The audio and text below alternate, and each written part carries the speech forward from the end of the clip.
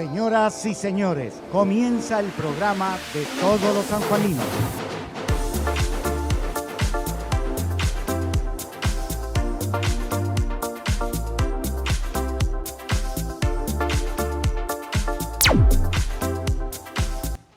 Hoy la pregunta, primero buenas noches a todos, pero hoy la pregunta que nos hacían a todos es ¿y ahora qué?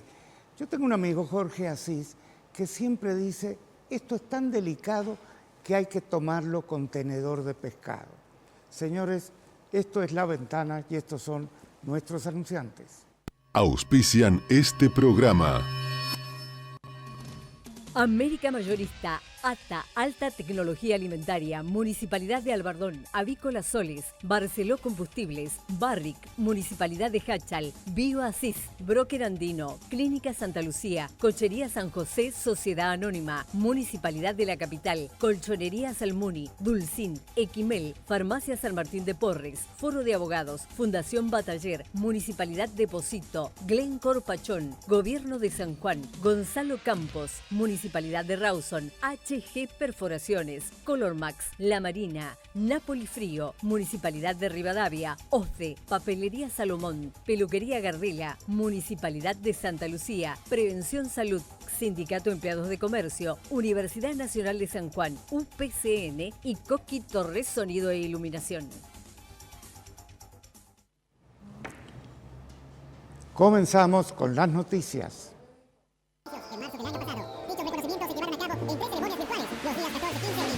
Juanca. Si bien ya vamos a analizar la parte política con el especialista en este tema, sí hoy hubo novedades tanto en el gobierno como en los mercados. Los mercados bastante reacción. Ya presumían, según los que manejan el mercado, que iba a haber una pérdida por parte de Libertad Avanza, calculaban hasta 5 puntos. Esto significó que al ser 13 puntos subiera el dólar importante, el riesgo país también subió, bajaron los bonos principalmente financieros, todos los bancos de Argentina perdieron hasta el 20% del valor de sus acciones y obviamente esto hay que esperarlo de aquí al viernes para poder hacer un análisis de cómo reaccionó el mercado. Esto es la reacción del lunes. Las reacciones del lunes siempre son mucho más fuertes que lo que puede pasar. Ahora el gobierno está tratando de retomar la confianza Creo que esto recién empieza. Patricia Moreno. Nos vamos con una información que está vinculada específicamente a una situación que vivieron específicamente en el servicio penitenciario. Hoy se realizó la audiencia de formalización de detención contra el agente que está acusado de estafar a sus compañeros. El problema es que la estafa asciende a 158 millones de pesos. Él le pedía el dinero y decía que lo invertía en acciones y demás. En estos momentos, este joven, que es de apellido Jofré, le dicen Tati Jofré, está detenido, está investigado por estafa y también su novia, su hermano y otro familiar. Así que todos trabajaban en el servicio penitenciario, una situación que ha molestado. Joana Icazati. Sí, bueno, ya mañana la selección argentina va a jugar su último partido, el último partido oficial antes del Mundial. Lo va a hacer con Ecuador, 20 horas. Argentina va a jugar en Guayaquil. Ya son 6 los países clasificados. Por un lado, obviamente, Argentina, Brasil, Colombia, Uruguay. Y tras 16 años vuelve a estar clasificado Paraguay. Se va a esperar qué va a pasar con Bolivia, con Venezuela, pero bueno, de a poco ya va quedando todo armado. Se sabe que no viajó Messi, no estará presente en el encuentro contra Ecuador. Se sabe que sí va a entrar Lautaro Martínez en el lugar de él y también se sabe quién va a llevar la cinta de capitán y va a ser Nicolás Otamendi. Bien. Juanca, ¿qué pasó con la matrícula de Julián Gil? Pasó que en un juicio él mismo reconoció que le había dado indicaciones para lo que era un caso de abuso, decir cuestiones que no eran ciertas, ayudar a un falso testimonio. Esto fue al Tribunal de Disciplina del Foro de Abogados y han decidido revocarle la matrícula. Hay que ver, no han dado a conocer plazo, pero si no a conocer, no sé si en forma indefinida o no, pero ha sido una dura sanción teniendo en cuenta... Ahora, me imagino que él puede apelar ante la Corte. Normalmente cuando el foro decide pero, algo, hay una instancia superior, que es la Corte de Justicia. Siempre, pero por otro lado, un abogado que le diga cómo hacer un falso testimonio en un caso de abuso en donde va preso por lo general el denunciado, es una sanción lógica. Yo creo Que no puedes ser abogado si vas a hacer eso. la falsa denuncia debería penarse con lo mismo que se denuncia. Al que misma la hace. pena, al que la hace. Si después no se puede sostener esa denuncia, señor, le caben todas las de la ley, porque se destroza una vida con falsas denuncias. Bueno, y acá lo que han castigado es al abogado que aconseja cómo hacer esa falsa denuncia. Bueno, está muy No bien. podés ser abogado. No puede ser Si abogado. vos vas a hacer trampa en la justicia, andate. Bueno, y lo mismo pasaría con un juez que insulta a quien le falla en contra, ¿no? Que también está pasando. Por eso. Son casos graves. Así es. Muy bien. Patricia, ¿quedó algo? Sí, vamos a indicar que esta tarde se conoció, desgraciadamente, la muerte de otra persona. Es un señor que se llamaba Domínguez, José Luis, de 61 años. Su hijo fue a la vivienda a visitarlo y se encontró que la vivienda se había incendiado, iniciándose el fuego desde la cocina a raíz de un cortocircuito de electrodomésticos. Él, para protegerse al ver que no podía salir de una casa que es bastante precaria, se encerró en el baño. Y ese fue el antecedente de su muerte porque no pudo salir. Joana. Sí, obviamente por estos partidos eliminatorios el fútbol argentino hizo un parate el fin de semana, pero va a retomar esta semana. Y justo con el partido que retoma es Belgrano contra San Martín. El verde y negro tendrá que viajar a Córdoba, obviamente tratando de traerse esos 3 puntos para seguir sumando. Bien se sabe que todavía sigue estando en la tabla del descenso, sigue allá abajo San Martín, pero los de arriba no se le van tanto, así que la fe está intacta. Una de las cosas que le preguntaron al Pipi Romagnoli fue por el presente de San Lorenzo, un presente que tanto la parte económica y dirigencial está bastante mal y obviamente como el ídolo de ese club dijo que le entristece obviamente el presente de San Lorenzo. Así que bueno, para recordar, este jueves a las 20 horas San Martín va a jugar contra Belgrano en Córdoba. Lo que a San Martín ya le quedan todos los difíciles, cada partido es una Sí. final. Los fáciles los pasó mal y después ha ido creciendo, ¿no? Es así, le quedan muchos partidos. El otro tema, yo no recuerdo que en una eliminatoria para el Mundial, un equipo, el que sale primero, le saque 10 puntos al segundo y menos si el segundo es Brasil. Esto no tomamos dimensión todavía de lo que ha sido estos 6 años conducido por Scaloni, 6 o 7 años, ¿no? Sí. Realmente asombrosos los resultados. Y el primero en clasificarse, obviamente, también. Bueno, Juanca, presentamos a nuestros 2 invitados. Está con nosotros el ministro de la Producción, Gustavo Fernández, y está también quien dirige la consultora Acierto, Maximiliano Aguiar. Es una cosa al margen. Me dicen que todos vienen de la misma promoción del Colegio Central, ¿o no? Del Tanta año 90. gente Así importante dicen. ha dado el Colegio Central. Estamos conquistando el mundo, de a Es poquito. una promoción la 91 exitosa. Pero ¿saben Sí. para qué están conquistando el mundo? No, Porque no esta es la tenemos segunda idea, parte. pero es divertido. Bueno, muy bien, Juanca. ¿Empezamos? Empezamos. Queríamos hablar con el ministro Gustavo Fernández porque hemos hablado muchísimo de inteligencia artificial en el programa y cómo se va aplicando. Pero, Gustavo, ¿cómo están las empresas sanjuaninas con respecto a este tema? Bueno, a ver, la provincia de San Juan tiene una oportunidad, pero estamos, si se quiere, un poquito retrasados, más allá de algunas experiencias y algunas empresas que están trabajando y muy bien en materia del uso de inteligencia artificial. La inteligencia artificial atraviesa todas las organizaciones y atraviesa de alguna u otra manera todas las pymes, pero el buen uso y el uso en términos de mejora concreta de la productividad es otra cosa. Por eso lo que queremos hacer, y es algo que esta mañana hemos comunicado, es empezar a hacer un diagnóstico en nuestras empresas, en nuestras pymes fundamentalmente, que son las que tienen más dificultades, porque una gran empresa puede de pronto rodearse de algún consultor que lo bien asesore sobre cuál es el camino, la mejor herramienta de inteligencia artificial para usar en su organización. Pero las pymes a veces o terminan usando soluciones gratuitas que no son del todo soluciones, y cuando van a soluciones pagas a veces son víctimas también de consultores de poca monta que no siempre asesoran bien. Por eso para nosotros es muy importante ayudar a nuestras pymes con un diagnóstico profesional.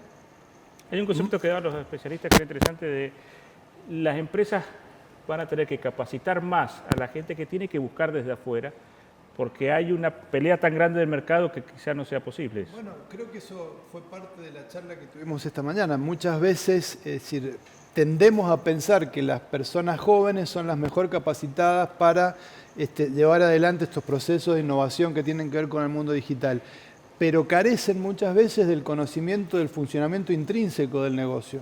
Entonces, a veces es mejor invertir en la capacitación de las personas que tenemos en la organización, que tienen ese conocimiento intrínseco de cómo funciona el negocio, y agregarles la herramienta de uso de herramientas digitales, y particularmente en el mundo de la tecnología y lo digital es la inteligencia artificial lo que está hoy dominando o irrumpiendo a un ritmo que tiene la capacidad de compararse con grandes transformaciones como han sido la irrupción de Internet o como han sido otros procesos a lo largo de la historia que han transformado. La rueda, la revolución industrial. Gustavo, pero dentro de nuestra economía, ¿dónde estaría hoy reclamando el uso de inteligencia artificial? Hoy todos los sectores económicos tienen la oportunidad en el uso de la inteligencia artificial de mejorar sus procesos de productividad. No hay ningún sector de la economía que no tenga necesidad de incorporar procesos o herramientas o algunas capas de inteligencia artificial para poder mejorar sus procesos. Es decir, hoy, digo, porque si no, la competencia que sí lo va a usar con seguridad, nos va a pasar por encima. Hay una realidad, y es que tenemos que salir del debate, de ciertos debates sobre si usarla o no usarla. Hay estadísticas que muestran que solamente en Argentina el 78% de las organizaciones hoy alguna herramienta de inteligencia artificial están incorporando. Es decir, es una realidad que está presente. El desafío o el debate es cómo hacemos para usarla mejor y con mejores resultados de productividad. No si la usamos o no, o quién la necesita o no. Todas las organizaciones las tenemos. Desde el Ministerio de Producción lo que estamos procurando es, de alguna manera, impulsar, ordenar y ayudar a las pymes, fundamentalmente, que las incorporen en su proceso. Las empresas sanjuaninas tienen en el desarrollo de lo que es la economía basada en servicios del conocimiento, la economía del conocimiento, que incorpora la inteligencia artificial como un factor clave disruptivo, tienen ahí la oportunidad de achicar brechas o achicar asimetrías que históricamente han estado atadas a la distancia, atadas a la deslocalización. Es la tecnología lo que nos va a permitir achicar esas brechas de competitividad que tenemos en muchos sectores. ¿Tienen medido cuánto representa para San Juan las exportaciones relacionadas con el conocimiento? Que ahí no importa logística ni importa la distancia. Bueno, ahí tenemos una gran dificultad porque las categorías en las cuales se miden las exportaciones están armadas en función de categorías tradicionales. Y hoy muchas de esas categorías tradicionales han incorporado servicios basados en economía del conocimiento. Hay un dato sí a nivel nacional que indica que hoy los servicios basados en economía del conocimiento estarían ubicándose en el tercer lugar en las exportaciones argentinas. Eso es aproximadamente unos 9.000 millones de dólares, es decir, después del sector vinculado a los cereales, viene el sector energético, y después, si uno desagrega en distintos sectores lo que tiene que ver con economía del conocimiento, que no es puramente tecnología, economía del conocimiento son de pronto servicios profesionales de un contador, de un abogado, de un psicólogo. De un consultor político. De un consultor político. Soy importador. Que vende su servicio a través de una plataforma digital y que genera una herramienta para exportar sus servicios a través de soluciones digitales. Eso es también una exportación de economía del conocimiento. Precisamente cambiamos de tema un poquito con el exportador Aguiar, vamos a hablar. Me estoy enterando que soy exportador. Él exporta su conocimiento, eso no hay duda. Maxi, ¿por qué cada vez están más lejos los encuestadores de llegar a avisarnos lo que viene, aunque sea con ciertas diferencias? Pero esto nadie lo esperaba, ¿no? A ver, Era previsible, pero no No lo los 13 esperaba. puntos. tres cuestiones respecto a esto. Una de sociología política, una de agenda pública y otra de agenda publicada. ¿Bien? Sí. De sociología política. Hubo 10 elecciones hasta ahora. Sí. El oficialismo ganó en 9 de esas 10. Con lo cual, Perdió Ciudad de Buenos Aires. perdió solo Ciudad de Buenos Aires. 9 de 10 ganó el oficialismo provincial. Sí. ¿Bien? Con lo cual, uno, si miraba sociología electoral, podía pensar que las próximas podían seguir un patrón similar. Esta fue la 10ª, la más visible, pero la 10ª. Sí. Segunda cuestión, agenda pública. Yo he recibido cantidad de encuestas que daban ganador, la enorme mayoría de las encuestas daba ganador a Fuerza Patria. Nosotros no hemos medido Buenos Aires, no voy a hablar de datos propios porque no los tengo. Ahora, la diferencia entre 5, que era más o menos lo que se esperaba, 5, 6, pero tengo colegas que han medido 10, 11. ¿Qué ha sucedido? Agenda pública, ¿no? La agenda pública, una agenda que mostraba a ciudadanos cercanos a ganar. La agenda publicada es otra cosa. Las encuestas que fueron más visibles en términos públicos han sido las que daban ganador a Libertad Avanza o muy cercanas. Varios de ellos de colegas que yo ni conozco, no son parte ni siquiera de la Asociación de Consultores Políticos, Isasi Burman, para dar un ejemplo lo más grotesco. A ver, a veces también se llama gente que... entonces lo que ha pasado es que los Hay más un interés vocales... político en eso. Claro, los más vocales, los que han tenido un mayor... Ha sido Isasi Burman, ha sido algunos otros, que la verdad que no tienen una larga historia de investigación de opinión pública. Dicho esto, las encuestas tienen una capacidad predictiva limitada. Cosa que hemos hablado muchas veces aquí, ¿no? Las encuestas tienen una capacidad predictiva limitada. Pero dicho esto, si uno mira hoy en Wikipedia las encuestas publicadas, va a ver que la mayoría daban como ganadores a No me Fuerza refiero Patria. solo a las encuestas encargadas por un partido político, por un gobierno o por la oposición. Vamos a suponer los grandes medios de difusión tienen casi la obligación de llevar encuestas porque se pueden equivocar muy grueso y eso les costaría muchísimo.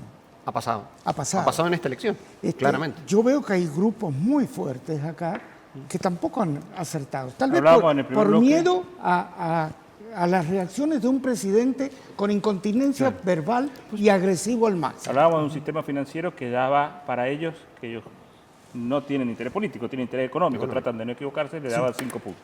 Bueno, 5 que es una puntos. victoria para una fuerza política. ¿Qué sucede si uno mide las diferencias? Las diferencias duplican. Cuando hay dos actores dominantes, como en este caso, digo, un punto que gana un actor, son 2 puntos que se mueve la brecha.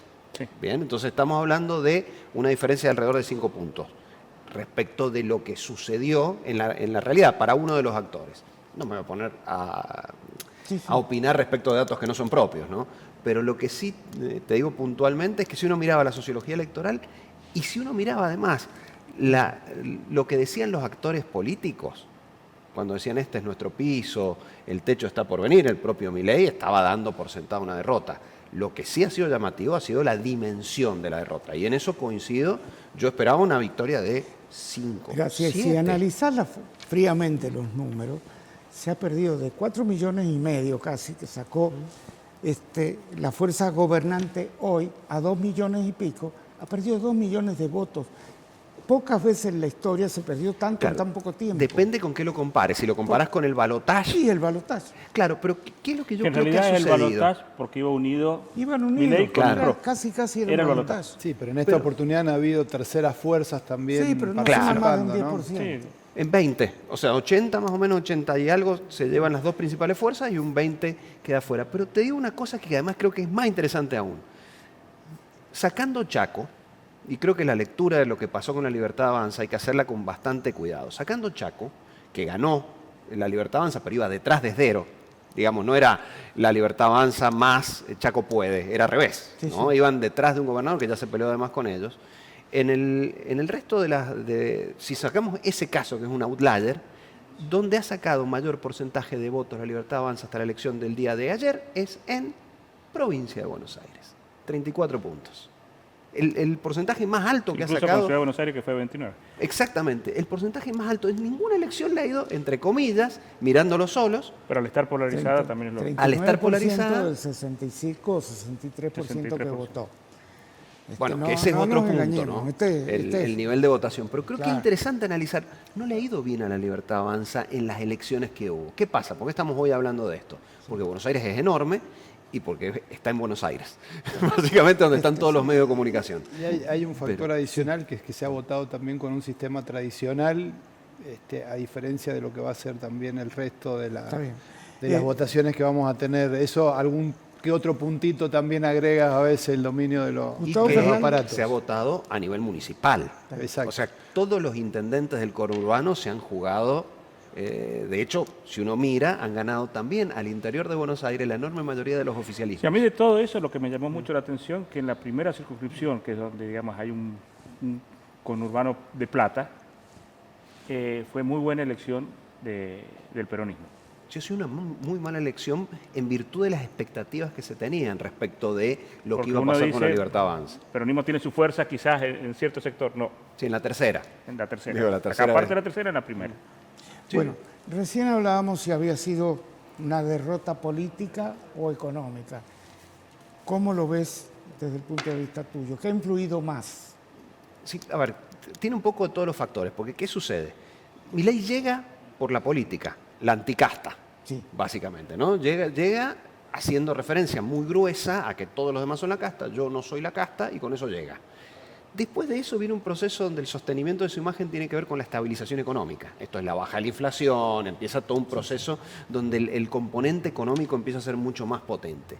Pero con la economía llega un momento en que empieza a dejar de alcanzar, por dos motivos. Uno, esa estabilización económica tiene costos también económicos, que tienen que ver con la pobreza, con varias cuestiones. Y por otro lado, porque hay cuestiones y construcciones políticas que Milei debió haber hecho y no hizo. Claro. En la etapa inicial, cuando uno es más fuerte políticamente, digo, la última noticia es que acaba de llamar a un consejo, primero que va a poner una comisión política interna donde suma actores y segundo que va a armar La mesa de diálogo. una mesa de diálogo intergubernamental. Bueno, cuando perdés, no tiene tanta fuerza como cuando venís en la buena, digamos. Eso Si no es me algo... llamaste antes, ahora venís vos.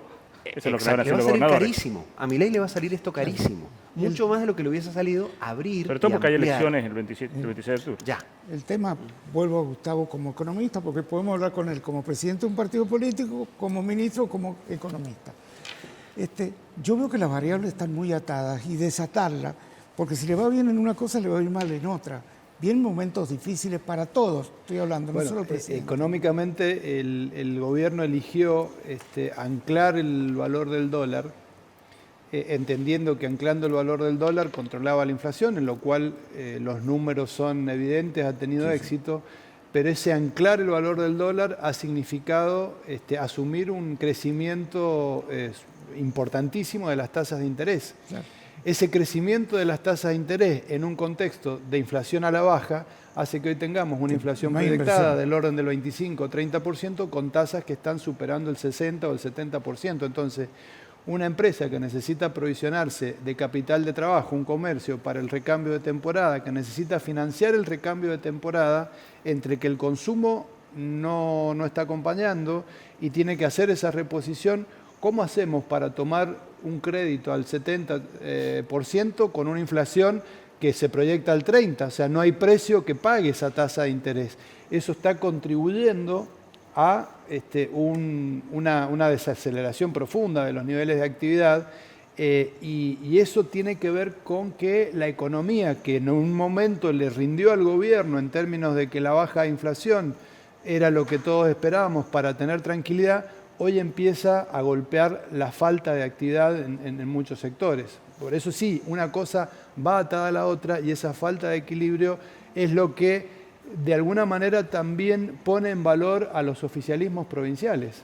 Es decir, y en esto yo tengo la plena confianza de que más allá de tratarse de una elección nacional, cuando venga la elección de diputados en la provincia de San Juan, la gestión que está llevando adelante el doctor Orrego va también a ponerse en valor en el sentido de que el gobierno provincial es el que está cercano de esa necesidad que tiene la gente. Es decir, ahí donde la nación se ha retirado, la provincia ha estado presente, haciendo el mismo ajuste que ha hecho la nación, optimizando los recursos y volcándolos a satisfacer necesidades que alguien tiene que cubrir, en el salario docente, en la construcción de centros de salud, de escuelas, de caminos. Vengo de acompañar al gobernador en la inauguración de la Ruta 153, que es clave para la producción de olivo, de vid, de cal, y esa ruta es nacional. Se han arreglado unos tramos que han sido puestos con fondos provinciales. Eso en algún momento la gente lo valora y por eso los oficialismos provinciales que están más cercanos a esa necesidad, creo yo que vienen teniendo mejores performances. Vamos a ir a un pequeñísimo corte, si nos acompañan en el próximo bloque, porque hay un tema que yo quiero que lo discutamos, simplemente un esbozo. Cuando los países que han tenido guerra, generalmente termina la guerra y no odian al enemigo. Odian a quienes trataron mal a sus soldados o a sus combatientes. ¿Cuánto de esto hay en esta historia de Milei? Ya volvemos. Cumplen años hoy. Mariana Lanciani, Juan Andrés López, el empresario Martín Esteban Alessi, Alicia Risotti, Emilia Sammaritano, Antonio Russo, el periodista Federico Fager, el estilista Ricardo Ascurra, Silvia Bayay, el propietario de Talleres Baldán Hermanos, Jorge Baldán, Carmen Russo, el secretario administrativo y financiero de la Universidad Nacional de San Juan, Ricardo Coca, el periodista Julio César Pellegrini, Eduardo Blasco y la docente Miriam Rodríguez. Bueno, me acaba de decir Cato que ya puso la punta espalda, que nos está esperando a todos. Está reservado en Nebranch. Ah, en Lebrans. Bueno, Está reservado allá para estaremos. 50 Feliz cumpleaños, Cato. Muy bien. Se nos agrega a la mesa Abel Hernández. Es jefe de tránsito, jefe de policía, jefe de seguridad, de todo. Porque queríamos tratar también un tema, en medio de todas estas cosas, todo el mundo está abocado a la política, pero siguen sucediendo hechos. Y digo, el caso de Lucía Rubiño a todos nos llegó porque era una chica de 16 años, pero quien manejaba también tenían 17 años. Y anoche, o anteanoche, a las 3:30 de la mañana, también un chico de 17 años con otro de 17, se salen del lugar del carril de ellos y no sé si mataron o hirieron gravemente. Están heridos todos. Todos Los dos autos. a un remisero. Si hacemos diferencia entre un caso u otro por la víctima, creo que estamos equivocados. El problema tenemos que enfocarlo desde por qué pasan estas cosas desde hace muchísimo tiempo y se siguen repitiendo. Nos rasgamos la vestidura cada vez que pasa algo así y volvemos después a olvidarnos. Entonces, bueno, lo invitemos a Abel para que nos dé su explicación con su experiencia, ¿no? Sí, lamentablemente es recurrente hablar de esto ya en forma cotidiana, en cualquier lado, porque es la noticia del día y con un agravante de heridos graves en la mayoría de los casos. Lo que antes nosotros determinábamos como colisiones y heridos leves, hoy están engrosando los heridos graves. Si bien es cierto, debido a las condiciones de los vehículos, de seguridad y demás, no hay quizás tantas fatalidades, pero el hecho en sí, el desencadenante que llevó al suceso, daba para mucho, como estos casos que se estaba viendo atrás las imágenes. Sí. Un auto desbordado que podría haber pasado alguien por la calle, por la vereda, por todos lados. Digo, pues dentro de todas... ¿Qué pasa si era una persona que iba caminando, un peatón? No, no la cuento. Miren lo que Y es. seguimos cayendo y en el monólogo de la educación, en que alguien tiene que estar siempre educando al conductor. Y yo creo que estas cosas merecen otro tipo de intervenciones. Los controles están, hemos hablado muchísimas veces ya, hasta ya creo que suena feo las estadísticas, ¿no? Porque no dicen nada las estadísticas. Por su experiencia, a ver, ¿tener el carnet de conducir es una habilitación para manejar o es alguien que sabe manejar? No, lo está habilitando a manejar, nada más. Y de ahí está todo el complemento familiar, social, que debería involucrarse en el tema de esa persona que está habilitada a conducir. Está bien, y que quizás no esté. Pero, a ver, por ejemplo, condiciones. en mi caso, por una cuestión de edad, yo tengo que ir todos los años a renovar el carnet. Cada vez más exigentes las pruebas en cuanto a problemas cardiovasculares, un análisis psicológico donde hay una psicóloga que pregunta, no sé si son conducentes a algo, porque son las mismas preguntas que hacemos nosotros en los programas de preguntas y respuestas, ¿no? Se siente uno medio tonto, pero bueno, pero se hace eso. Problemas de vista, pero vemos que se le entrega un carnet a los chicos a los 17 años y no es tanto el examen. Tiene pericia y, como dijo Juanca, está habilitado a conducir, pero ahora, ¿sabe conducir? Psicológicamente, ¿está preparado para que ande en el auto de papá de noche? La calle a nosotros, si nos paramos en una esquina o salimos a dar una vuelta, nos está diciendo que no. En la mayoría de los casos hay una generación que culpa de otra generación en la que quizás estamos incluidos nosotros, no ha dado buenos ejemplos y está tratando acá de demostrar otras habilidades. Y si no, es cuestión de colocarse en una avenida fuera de los 4 semáforos de acá del radio céntrico y vamos a ver las velocidades que alcanzan los vehículos, las pruebas de destreza, las conductas temerarias o el uso del celular simplemente, que a nosotros no solamente nos distrae en la visión, sino que nos abstrae de la conducta que estamos A mí hay un tema llevando. que realmente me preocupa cada vez que manejo. Para buena parte de la población, amarillo significa acelere. En vez de pare, significa acelere. Y entonces uno no sabe, ya hay lugares, qué sé yo, la avenida Ignacio de la Rosa que no tiene semáforo, da miedo cruzarla, ¿no? Lo que pasa es que han habido mensajes diversos ahí, hasta ambiguos, diría yo, porque a uno cuando va a rendir la prueba y le están preguntando qué hace con el amarillo y acelero, porque si yo freno, quizás el que venga detrás mío termine encima. El amarillo es prevención. Me está dando lugar, ahora bien, estamos hablando del cruce de una avenida, no me va a dar tiempo a cruzarlo. Entonces, el precavido, ¿qué hace? Y frena, y bueno, y viene de atrás el otro, y ¿por qué frenaste? Y de ahí viene también la otra, no hay que engañarse. Somos bastante atrevidos en la calle, no tenemos el buen modal, si bien es cierto, no es en todos los casos, pero que si nos ponemos a ver porcentajes de siniestros viales y de personas con actitudes poco educadas al momento de circular, y vamos a llegar que es ese mismo grupo que es el que está provocando los siniestros. Sí. Y no así aquel otro que cede el paso en la rotonda, que frena con el peatón y demás.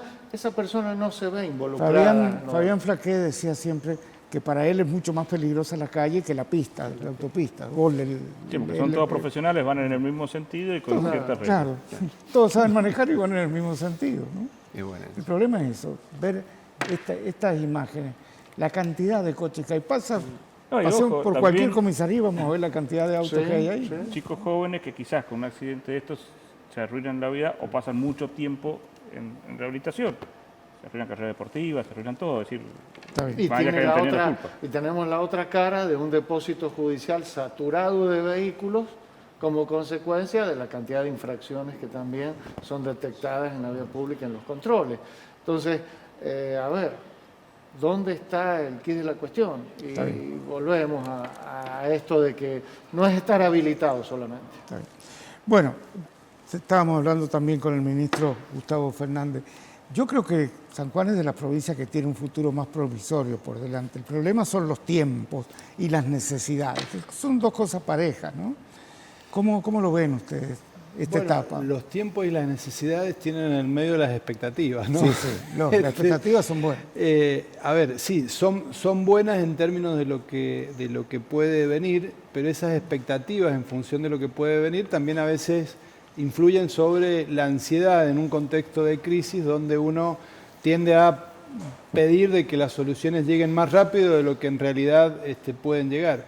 Claramente San Juan tiene hacia adelante oportunidades muy buenas asociadas a una industria como es la minería, pero las decisiones en esa industria son decisiones que se van tomando a fuego o se van cocinando a fuego muy lento. Y el contexto de crisis que vive el país en general por esta reestructuración de su macroeconomía genera necesidades que a veces cuesta ecualizar a la hora de administrar esas expectativas. Por eso hay que ser siempre muy prudente a la hora de presentar las oportunidades y entender también la necesidad de estar construyendo permanentemente puentes entre una realidad que es difícil y una oportunidad que es muy promisoria. Y esos puentes tienen que ver primero con dar información correcta, ser precisos en la comunicación, no generar falsas expectativas y por sobre todas las cosas tratar de trabajar en un plan que ayude a prepararnos también para aprovechar esas oportunidades.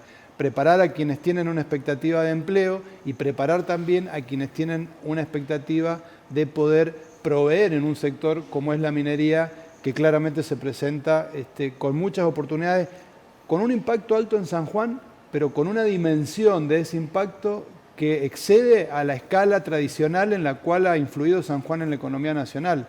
La escala del impacto que va a traer la minería va a ser de una escala nacional y regional.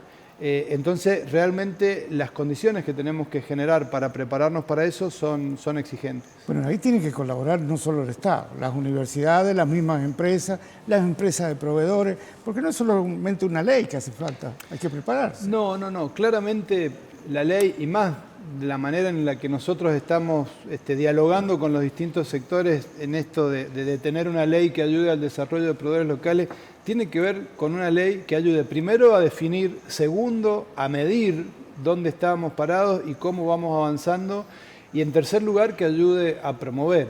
Es decir, no puede ser una ley al estilo tradicional de leyes de este tipo que se han ensayado en otros lugares, que son leyes de alambrado. Digo, porque alambrar una provincia es pan para hoy y hambre para mañana, porque cuando alambremos la provincia también se nos va a dificultar ir a trabajar después. Con esas empresas que se desarrollan, no podemos pretender que se queden solo en San Juan. Debemos aspirar a que esas empresas se puedan nacionalizar o internacionalizar. Por eso el modelo no tiene que ser el de alambrar, sí el de ayudar a organizar. Y para organizar tenemos que tener claros los conceptos, definir, medir y planificar. Fin de año hablaba Marcelo Álvarez, la autoridad máxima de Barrick en Argentina, que si planteamos una minería basada en los sueldos que pueda dejar para una provincia, se están perdiendo oportunidades. Y él veía que dentro de todo lo bueno que había dejado la minería, en muchos casos habían quedado sueldos y poco más. E incluso la minería tiene que ser el motor de desarrollo de cuestiones que no tengan nada que ver con minería. ¿Cómo lo están tomando? Sobre todo teniendo la experiencia que han visto en Australia. Creo que esto el gobierno del doctor Marcelo Rego lo está demostrando concretamente. Están hablando de minería con el ministro de Producción. Digo, la participación del Ministerio de la Producción en la agenda minera tiene que ver con esta mirada. Tiene que ver con una mirada de entender que la minería es una actividad que abre oportunidades. Primero, es una llave para abrir infraestructura. Cuando la abrió para la minería, la abrió para la agricultura, la abrió para el turismo, la abrió también para el desarrollo de energías renovables. El desarrollo de energías renovables le sirve a la minería, pero nos sirve también para generar un producto de venta y de exportación desde la provincia. La minería también, a partir de esa habilitación de infraestructura, permite que otras actividades que hoy están con alguna dificultad para poder vender sus productos al exterior, puedan desarrollarse mejor. El abrir un camino, el interconectarnos mejor con Chile, le va a servir a la minería, pero le va a servir también a nuestros pistachos, a nuestros aceites de oliva, a nuestras vides. Recién Gustavo decía, el Ministerio de la Producción trabajando en una cuestión minera. Yo creo que también el Ministerio de Educación tiene que estar muy comprometido en este tema. Hay que empezar a preparar el material humano, no es solamente desde la producción.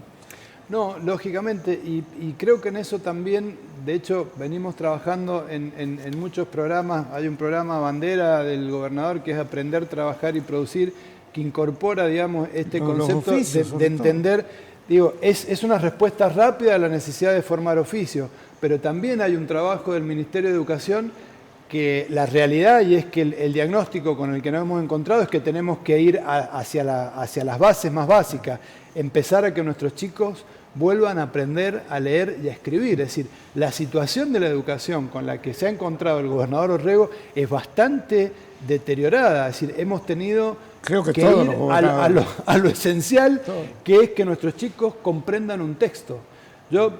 Hablábamos recién de inteligencia artificial. Para eso hay que desarrollar habilidades en matemática, en ingeniería, en tecnología. Hoy nosotros en San Juan, por año, tenemos cerca de 3.000 estudiantes secundarios que desean incorporarse a alguna carrera vinculada a estas habilidades STEM que forman en estas materias que yo señalaba. Solo la mitad termina el curso de ingreso para acceder a la universidad. Son 1.500. De esos 1.500, la mitad llega a mediados de año. Y la otra, ese cuarto que nos está quedando de los 3.000 que arrancaron, no terminan la universidad. Es decir, de 3.000 que tienen ganas de aprender alguna estabilidad, llegan 100. Es un 10%. Digo, la necesidad que tenemos de formación en carreras de ingeniería, en carreras de base científica, geofísica, geología, matemática, es decir, hoy el sistema educativo no puede abastecer de chicos preparados para encarar esos desafíos. Volviendo a Max, ¿cuánta nota se tiene que tomar a nivel provincial, porque ya están en campaña, de lo que está sucediendo a nivel diferentes provincias del país. Sí, los datos de Buenos Aires puntualmente, qué es lo que pasó ayer, no son traspolables a otras provincias de manera directa. Los procesos sociales generales sí, digo, y en ese contexto, el hecho de que hayan ganado 9 oficialismos sobre 10 elecciones realizadas, me parece que es, oficialismos provinciales, por supuesto, me parece que es un indicador de lo que sucede. Y hablaban un poquito respecto de las elecciones legislativas nacionales. Las elecciones de medio término nacionales, yo hace muchos años que digo que son de las más locales de todas las elecciones, porque no participa ni una sola figura en esta boleta única papel que no sea local. Con lo cual hay 24 elecciones simultáneas y en todas ellas todos los candidatos son locales. Y no arrastra ningún candidato a presidente. Claro, y mucho más con boleta única papel, donde además ni siquiera aparecen figuras externas a los candidatos y a las fuerzas políticas en la boleta. Creo que eso marca una diferencia que va a tener incidencia en esta elección, donde empiezan a pasar 2 o 3 cosas. Una, lo que pasó en Buenos Aires no aplica además porque hay boleta, lista sábana. ¿Bien? Entonces, ¿qué es lo que no puede pasar ahora? Ya nadie puede ir con un voto en el bolsillo trasladado para meterlo simplemente en... Movilizar es más difícil. Movilizar es mucho más difícil, la persona se va a encontrar, todas las opciones políticas van a tener el mismo espacio, cosa que genera una serie de modificaciones. Lo que se ha venido viendo hasta ahora es que aquellas gestiones que tienen niveles altos de aprobación, en general han tenido mejores resultados. ¿Qué es lo que se ha expresado en estas 9? La más complicada ha sido Ciudad de Buenos Aires. ¿Por qué? Porque Jorge Macri no tiene un nivel de aceptación tan alto, pero al mismo tiempo porque justamente ese ha sido el centro donde se ha sustentado, después de venir de las provincias hacia la Ciudad de Buenos Aires, es el centro de sustentación de la Libertad Avanza. Poco ha mirado hacia las provincias. Y en ese contexto es más que evidente que los resultados no han acompañado. Fíjate que nosotros salimos generalmente a la calle a hacer preguntas simples. Por ejemplo, ¿conoce cuáles diputados vencen en el mandato? De 20 encuestados, ninguno sabía cómo se llamaban los diputados 4 años después. Sí, ahí hay un tema. En general, o sea, que no han ido a los medios, o no se conocen, o no le dan importancia a los medios. A ver, lo legislativo es más difícil de entender para el ciudadano en general. Entonces, en general, las elecciones ejecutivas tienen más peso. Al mismo tiempo, digamos, las elecciones, lo que tiene que ver con las legislaturas que están, la legislatura nacional, que implica estar fuera de la provincia, etcétera, añade un ingrediente. Y la otra cuestión es que no ha habido, como sí ha habido en otras etapas, leyes insignias que han sido llevadas adelante por muchos de los que renovarían mandato. Eso marca, evidentemente, que el nivel de relevancia y también sea menor para el ciudadano, y eso hace también que la participación sea menor. Entonces ya estás trabajando más al nivel de consultor político que llevar una simple encuesta. ¿Qué es lo que le recomendarías hoy a Milei? Porque, ojo, yo creo que si le va como le puede llegar a ir, nos va a ir muy mal a todos nosotros los próximos meses. Te iba a contestar.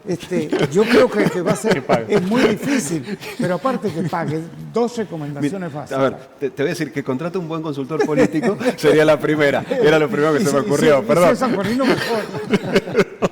No sé. Pero, a ver, en principio hay una cuestión. A ver, ¿is the economy stupid? No, es la política. Es la política. Lo que le está faltando al gobierno de Milei, más allá de algunas decisiones económicas controvertidas, es política. Es un gobierno que no está haciendo política. Con todo. Y la política es representación. Y la representación siempre uno debe intentar que sea ampliada. Esto es, que en la siguiente elección, después de asumir, tu espacio político se amplíe. Lo que está haciendo Milei básicamente es lo opuesto a lo que marca cualquier manual de construcción política. Así que sobre todo cuando no tenemos legisladores, ¿no? Exactamente. Pero porque hay sectores, es decir, no es fácil abrir abanicos contra tanto. Entonces, los jubilados obviamente dicen, no, pará, nos está riendo a nosotros. Quienes tienen familiares discapacitados dicen, pará, a nosotros, los chicos en el Garrahan también, las universidades también. Es decir, está abriendo mucho frente. Sí, y no tiene la flexibilidad de entender. Y no es ganando otro frente, porque vos decís, bueno, yo abro un frente para ganar el otro, y no se ve por ganancias de otro lugar. Se ha aislado políticamente de manera voluntaria. Hoy está intentando revertir eso.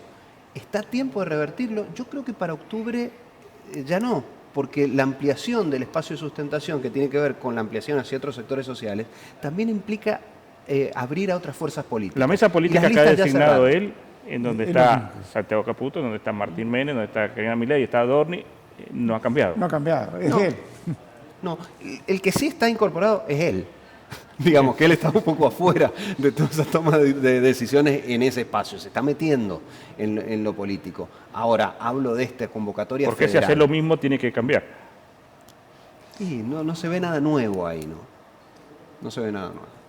Y lo nuevo que se ve, como te digo, hay que ver si no es extemporáneo. Al menos para las elecciones de octubre, convocar a las fuerzas provinciales, el momento creo que era antes de construir políticamente. Pues Pero es bueno. que en política, como en todos, los peores son los conversos, ¿no? Yo hoy veía, reculando en chancleta, a varios periodistas que han estado haciendo campañas por Milei. Y de pronto veo uno que está presentando todo por qué se perdió en las elecciones. Y empieza a pasar cosas que dijo o que hizo Milei, desde la pelea con el Papa hasta cualquier cosa, contra medios de difusión, contra el INTA, el INTI, todo lo, y entonces realmente tomás dimensión a partir de estos conversos de la cantidad de errores que ha habido, ¿no? Claro, los han anotado, pero los han dicho después, ¿no? Lo han dicho después, claro. Y esto pasa así, pasa siempre. Y la gente no es tonta, sabe que cada uno. Es así. De todas maneras hay que decir una cosa, ¿eh? Esto que pasó el domingo y que viene pasando no implica que esto necesariamente se vaya a reflejar en todos los escenarios políticos, ¿no? Esto es un muy mal momento de gobierno que se expresaba en la previa. Sí. Hoy en todo el país, pero entre ellos en San Juan, él está en su peor momento de imagen antes de estas elecciones. Sí. Es que creo que parte del problema es Milei. Sí, la gran duda que queda de acá al 2027, si esto mensaje que se le ha dado a Milei, que quizás no es a favor del peronismo, sino en contra de Milei, va a permitir un armado extra que el PRO ya lo perdió. Es decir, ese espacio una tercera postura. Bueno, están surgiendo posturas... Que pueden ser los gobernadores que están armándose, pero hay que ver si van a tener ese espacio o no para que sean competitivos, ¿no? De un 15% o un 10%. Sí, eso está por verse en virtud de qué es lo que suceda con la diversidad de actores, porque también hay que ver qué termina sucediendo con un peronismo tan fragmentado como está. Se unieron en Buenos Aires ahora, ¿no? Pero lo cierto es que hay muchos lugares donde hay niveles de fragmentación o figuras que aparecen y otros que se guardan en ese contexto. Eso todavía no está definido. Una victoria en provincia de Buenos Aires no marca que ese debate interno ya esté saldado en el peronismo. Anoche los discursos fueron, o los mensajes que se mandaban eran muy claros. Sí. Sí. Cuando uno gana, las cosas se notan menos. Se disimula. Cuando hay viento malo. a favor, las cosas... Sí. Ahora le tocó al gobierno afrontar el viento en contra y se empiezan a notar todas aquellas cuestiones que estaban en la previa. La torpeza política no es nueva, pero que, claro, como le estaba yendo bien, seguían con la misma fórmula. De todas maneras, más allá de la esperanza defraudada que puede haber en muchos sectores con el presidente Milei, claramente la foto del triunfo de ayer es una foto que atrasa. Es decir, no vemos nada nuevo en esa foto que pueda generar esperanza para construir, digamos, un liderazgo a nivel nacional. De manera que yo creo que es un escenario que habrá que ver, digamos, cómo termina de reaccionar el gobierno ante esta situación, pero también, digamos, que hay un campo, digamos, para revisar ahí cómo se va a reconfigurar la política argentina. Lo que ha ocurrido en la ciudad de Buenos Aires de ninguna manera es extrapolable al resto del país y menos aún extrapolable a lo que pueda ocurrir dentro de 2 años cuando tengamos que renovar autoridades nacionales. Muy bien, vamos al corte, ya volvemos.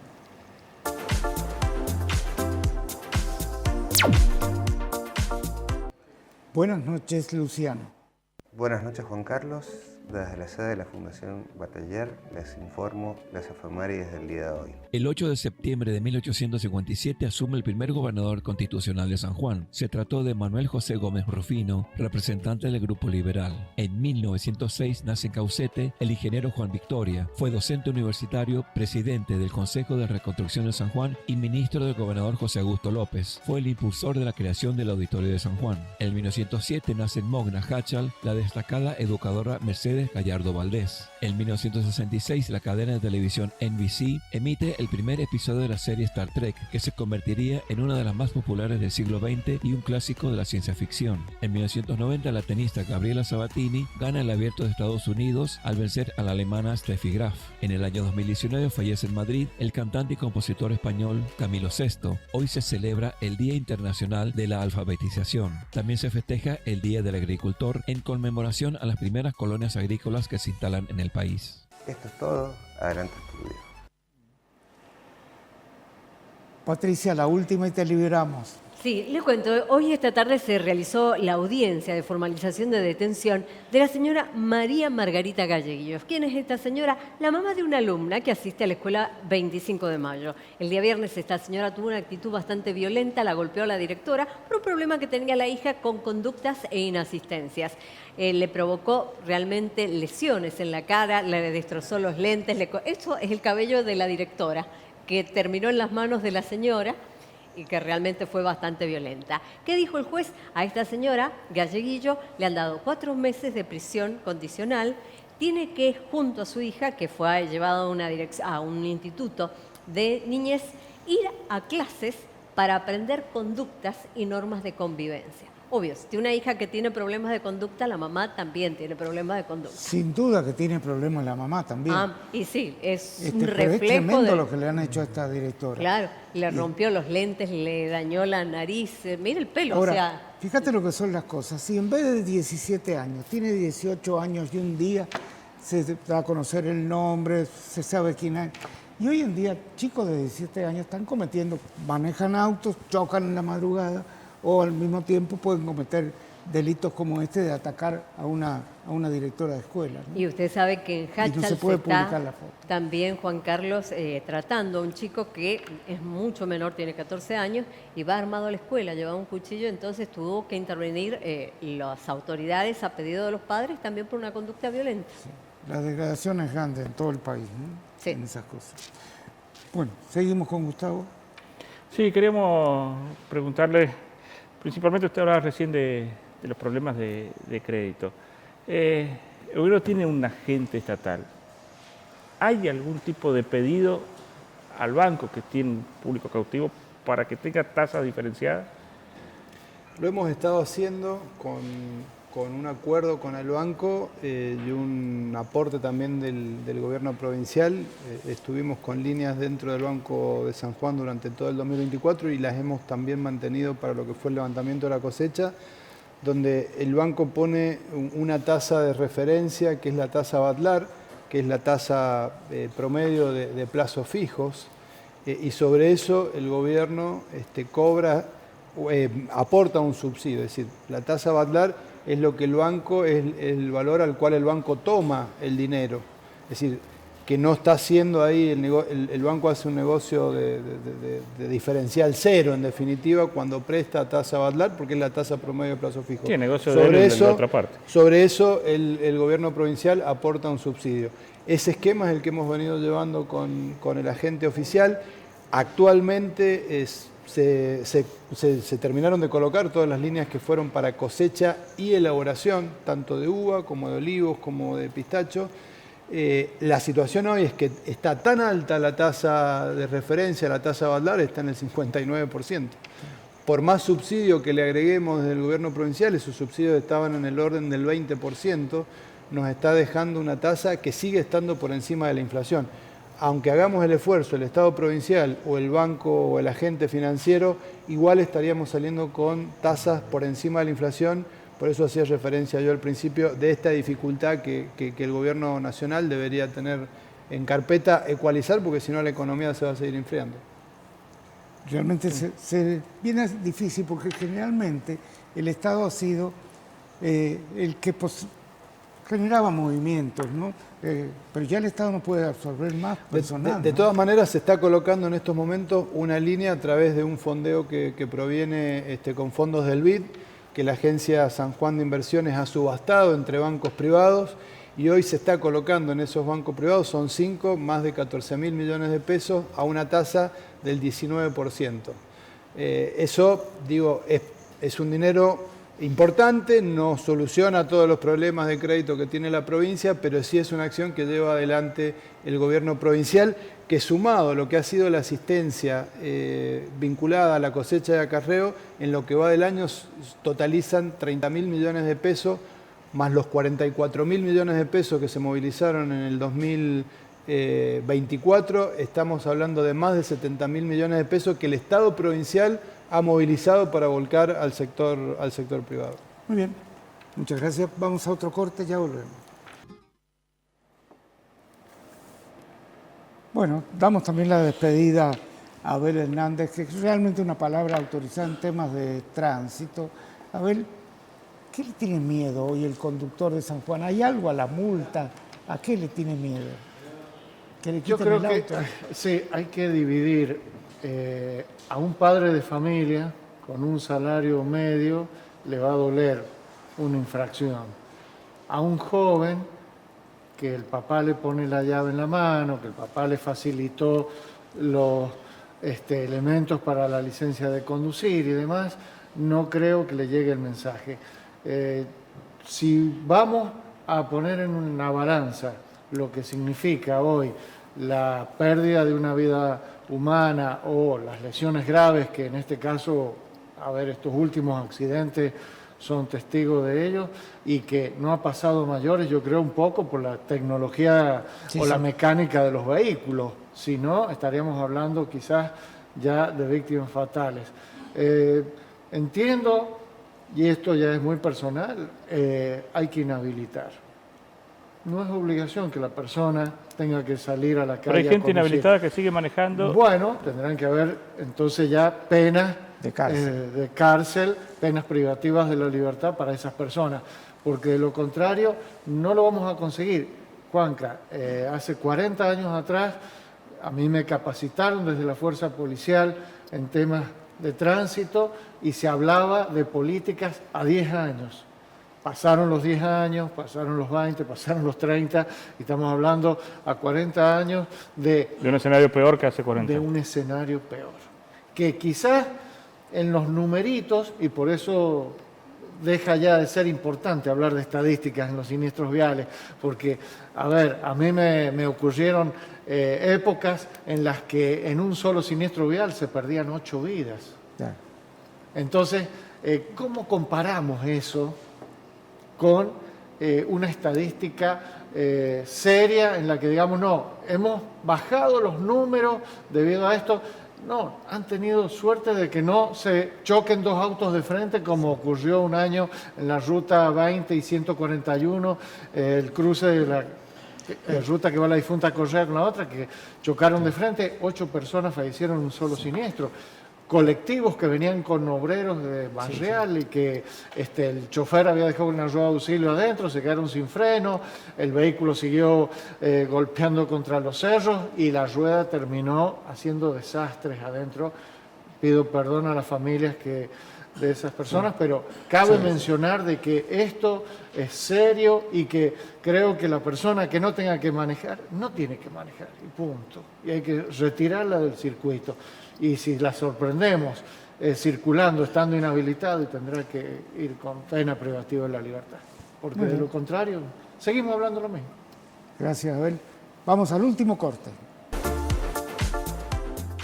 Cochería San José, Sociedad Anónima, desde 1939 al servicio de la comunidad, presenta. Y ahora, ¿quiénes fallecieron hoy en San Juan? Fallecieron Antonia Caliba Vido de Montivero, José Santiago Castro, Raquel Sánchez, Delia Ru Guillermenc, Magdalena Sánchez. Falleció Luis Antonio Sánchez. Sus restos están siendo velados en Cochería San José, de calle Salta 424 Sur, y serán sepultados mañana 8:30 en el cementerio de Rawson. Falleció Carolina María Muratore. Sus restos están siendo velados en la sala velatoria municipal de la capital, avenida Rawson 449 Sur, y serán trasladados mañana 12 al crematorio de Rawson. Falleció Ángel Clemente Ayala. Sus restos están siendo velados en sala velatoria municipal de Los Berros, Sarmiento, y serán sepultados mañana 13 en el cementerio de Los Berros. Falleció Saturnino Demetrio Camargo. Sus restos están siendo velados en sala velatoria de calle General Hacha, 1131 Sur, y serán trasladados mañana 11 al crematorio del cementerio Parque del Cerro del Oeste. Juanca. Recordemos que mañana juega de nuevo Argentina, juega en el horario de la ventana. Yo no sé por qué eligen este horario, ¿no? Creo que es una cuestión para por eso analizar menos fuerte. mal terminan ahora. Sí. Listo. Y bueno, nos vamos con temas que son bastante los intérpretes: Julieta Venegas, Mariana Ruzzi, David Aguilar y Gaby Romero. El tema se llama Andar conmigo. Con esto les deseamos que tengan una excelente noche. Nos reencontramos el próximo miércoles.